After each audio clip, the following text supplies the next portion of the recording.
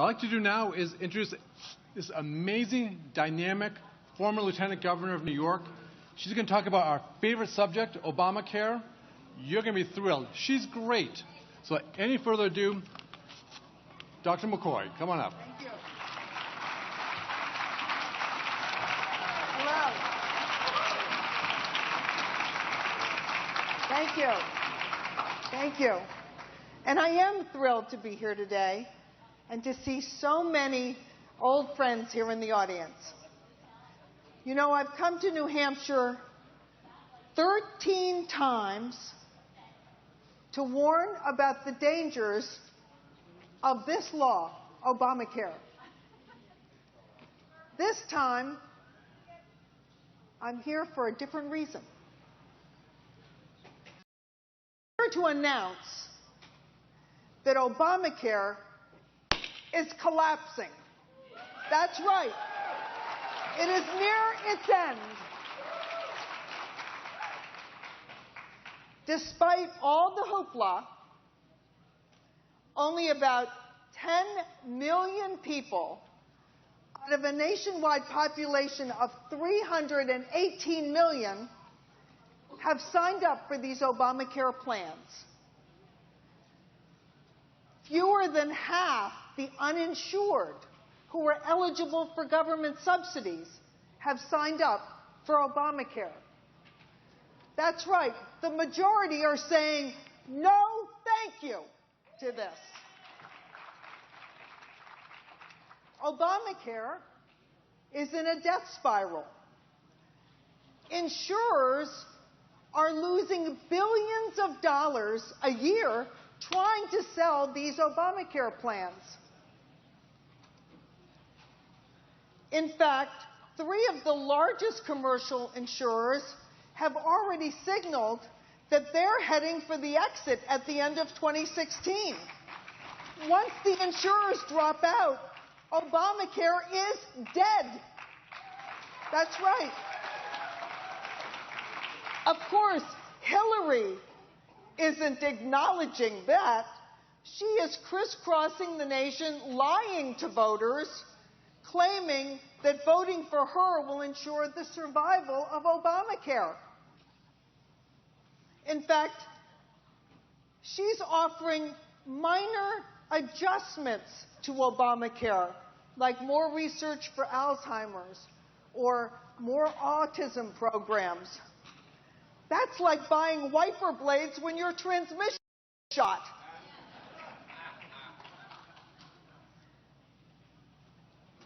So, the demise of Obamacare is good news for all of us who love liberty. But let me offer some guidance on what we should do after we win the White House in November. And I hope that the candidates and the Congress are listening, because those Washington politicians tend to ignore what we, the people, have to tell them. But we've learned some powerful lessons enduring 6 years of Obamacare. Lesson number 1.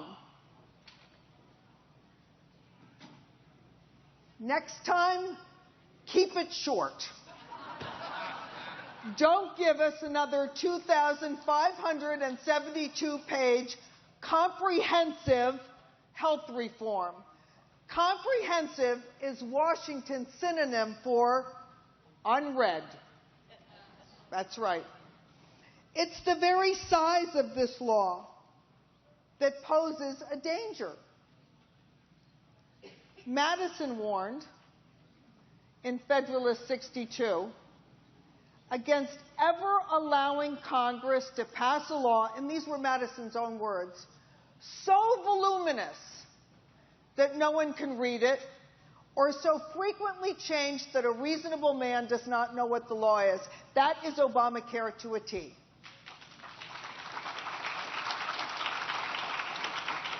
Congress should take this 2,572-page bill and put it in the paper shredder and give us a series of 20-page bills in plain, honest English that members of Congress will actually read before voting on them. That's right. 20 pages ought to be enough. The founders of this nation created the entire federal government in 18 pages. I have a 20-page bill to reform health care. I guarantee you it can be done in 20 pages. Lesson number 2. Whatever Congress enacts, Congress must live by. Oh, yes. Oh, yes.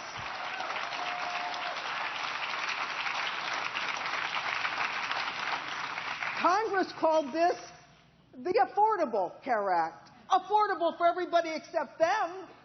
Even the Republican members of Congress are taking subsidies that no one else in America earning $170,000 a year would be eligible for. Shame on them. Lesson number 3. Next time, ditch the Washington knows best mentality. That's what's behind this Obamacare one-size-fits-all definition of health insurance, right? That leads to preposterous situations like the childless couple forced to pay for pediatric dental insurance. Makes no sense. It's like passing a law that the only car you can buy is a 4-door sedan. The presumption is we're too stupid, right? No more hatchbacks, no more convertibles. We're too stupid to know when to put the top up. Memo to Washington, D.C. We, the people, are not stupid.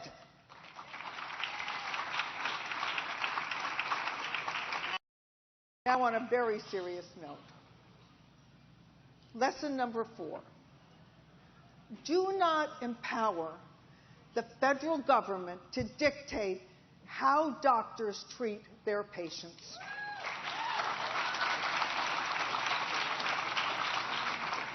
Section 1311 H1 capital B of this law empowers, for the first time in history, the Secretary of Health and Human Services to dictate how doctors treat even privately insured patients.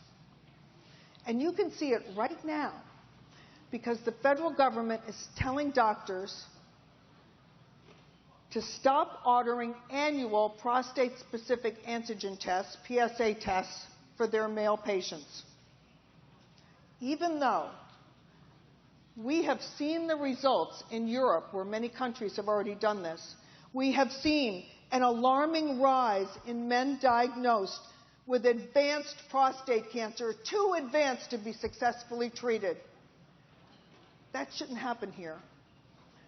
Never allow the federal government to force your doctor to choose between doing what's right for you and avoiding a government penalty.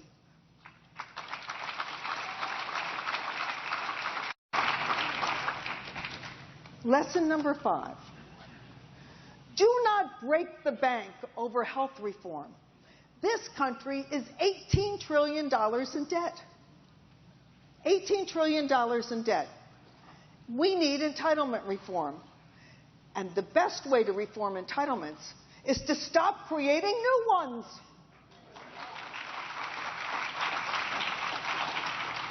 The spendaholics in Washington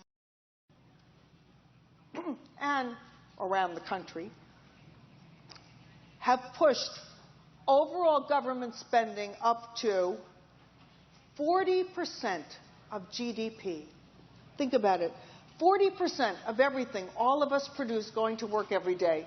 40% of the fruits of our labor is being sucked up by government. You get 40% of your happiness from government? Do you? I don't think so, right? Lesson number 6, and most important, this last lesson. Do not pay for health reform on the backs of seniors. Not next time. No. Over half of this law was paid for by cuts to Medicare. They took $716 billion out of Medicare and moved it over to create a new entitlement for other folks. It's robbing grandma to spread the wealth. The results, you've all seen them. Seniors go to the emergency room. When they get home, they get socked with an enormous bill for observation care, right? Try to find a doctor willing to take on a new Medicare patient. Impossible, because doctors are being paid less and less. Section 3001 of this law actually pressures hospitals to provide only skimpy care for seniors. Section 3001 of this law awards bonus points to the hospitals that spend the least per senior, not per patient, per senior. I wouldn't take my mother to the vet that spends, to the vet that spends the least per animal. Why would I take my mother to a hospital that spends the least per senior? We have an enormous amount of data to show that the hospitals that are in the bottom quintile on spending for seniors have far higher death rates. Seniors have less of an opportunity to survive their illness and go home again. And this law incentivizes all hospitals to imitate those hospitals with the highest death rates. And the provisions in this law on bundled payments make it harder and harder to get a hip replacement or a knee replacement. You know, there are 5 procedures that have virtually transformed the experience of aging in this country. Hip replacements, knee replacements, angioplasty, bypass surgery, and cataract surgery. When I was a kid, I remember older people were stuck in nursing homes, trapped in wheelchairs, crippled with arthritis, breathless from congestive heart failure. Now older people enjoy their later years. They travel, they play golf, they enjoy their grandchildren. They even come to meetings like this one. Obamacare is undoing that progress. So the stakes are very high here. Because if you're seriously ill, the best place to be is in the United States. A woman diagnosed with breast cancer here has over a 90% chance of surviving it. In Europe, her chances are less than 80%. That means she's twice as likely to die. A man diagnosed with prostate cancer, it's not a death sentence here, not yet. But in Europe, nearly 1 out of every 4 men with prostate cancer dies from it. And if someone in your family has what's currently considered an incurable illness, this is the nation of hope. This is where the cures are developed. Since 1950, the United States has won more Nobel Prizes in medicine and physiology than the entire rest of the world combined. And that's why, after we win the White House in November, getting health reform right is one of the biggest challenges we face.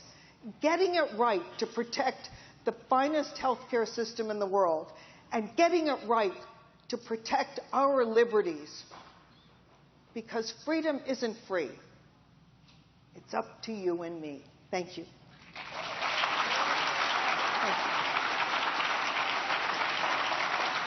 Thank you.